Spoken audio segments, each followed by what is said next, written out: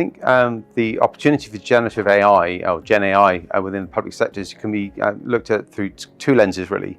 The productivity gains, i.e. efficiency within the civil service, as well as the improvements to the citizen experience. If we take the first one, so that's about actually how do we automate the great number of manual tasks that we have within the public sector, and what does that therefore mean to the efficiencies that we can achieve as the civil service, as well as things such as summarization of data, better data-driven decisions through greater insights and analytics. And then if we look at from a citizen perspective, it's about improving the citizen experience of the services they consume from government. So through easier of interaction through virtual assistants and chatbots. They've been around for a good while for now. As well as looking at how do we improve inclusivity and access to information within the services. So those such as multilingual translation and greater accessibility through text-to-speech, for example.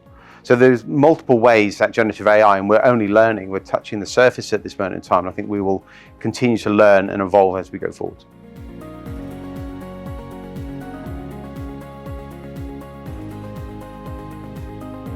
Yeah, I think fundamentally it's about getting the right data foundations in place.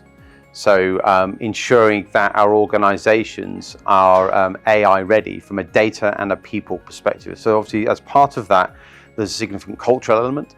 So really understanding the utilization of AI within organizations and improving data literacy and data democratization across the organizations.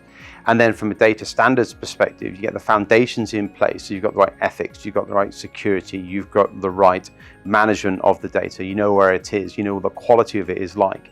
Get those two things right, then you're off to the races with regards to having a really focused and optimal approach to deploying generative AI within the public sector.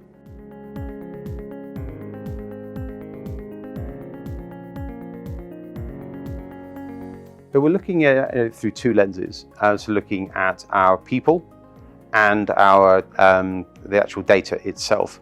So how do we improve the maturity of the organization to even greater degrees than they already are? So with regards to actually how do we manage our data, the quality of that data, and then the privacy and the compliance aspects of it as well is so important. And then from a people perspective, that's improving data literacy. So we do that through training, through enhancing the processes that we have, through providing better and easier tools to use, and then providing that access to data. So moving kind of data analytics away from the purview of data scientists and data analysts into the hands of everyone to improve the data decision making across the organization.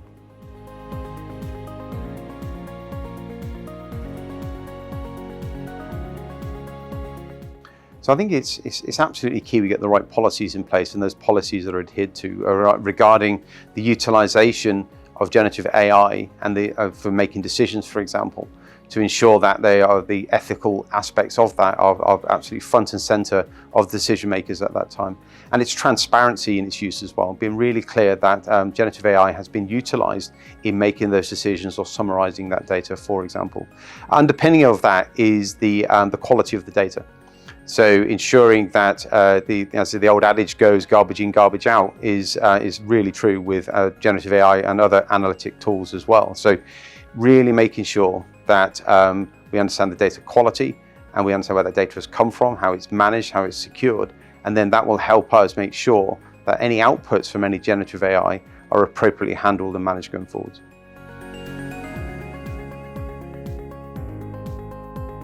I think lots of great memories. It's been a fantastic conference so far. I'm looking forward to the rest of the day.